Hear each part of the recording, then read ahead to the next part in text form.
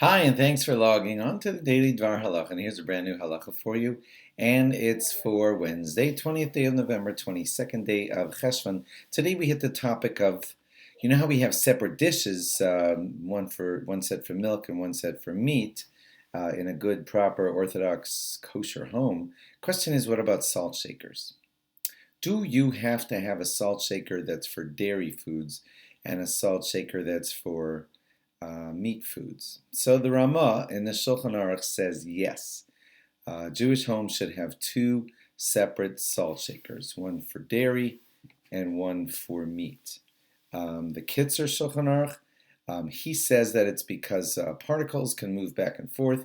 You know, you're shaking the salt onto something and it touches something, and so a piece of the cheesy lasagna could end up on the salt shaker, which could cause that piece to then fall into your fleishik item. So best to have two different salt shakers.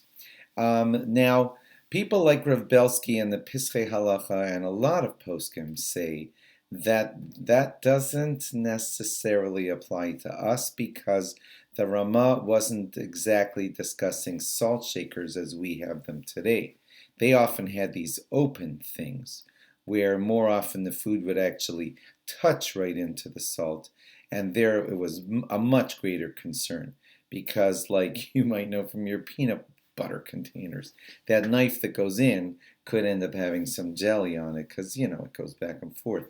Similarly, that salt container that's open could have some dippings of meat and some dippings of dairy, which is definitely a problem. So the Ramah suggested for his types of salt containers, which are open to the food, that you have a dairy one and a meat one. But Rav Belsky and some others say that nowadays we who have the salt shakers with the covers on top, that it's less of a concern.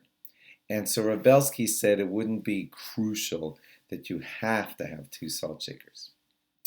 Rav Belsky did add, though, that if you have kids in your home that are using the salt shakers, then you might want to go back to being strict again and having one set for dairy and one set for meat. And that's because the kids, when they put the salt onto their lasagna, that they're cute little kids, you know, what they might end up doing is dunking the salt shaker right into the lasagna, and that's a problem. So he recommends that if there are kids using the salt shakers, that you do try to have a separate one for dairy and a separate one for meat. So,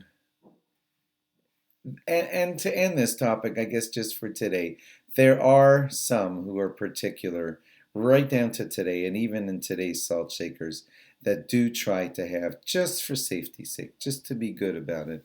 And I might recommend this to you also. Try to have one. It's not a strict law that you have to, but it sure seems like a good idea to have a designated dairy salt shaker and a designated meat one, and then you avoid all of these troubles. Thanks for logging on. Log on again tomorrow for more. Bye-bye.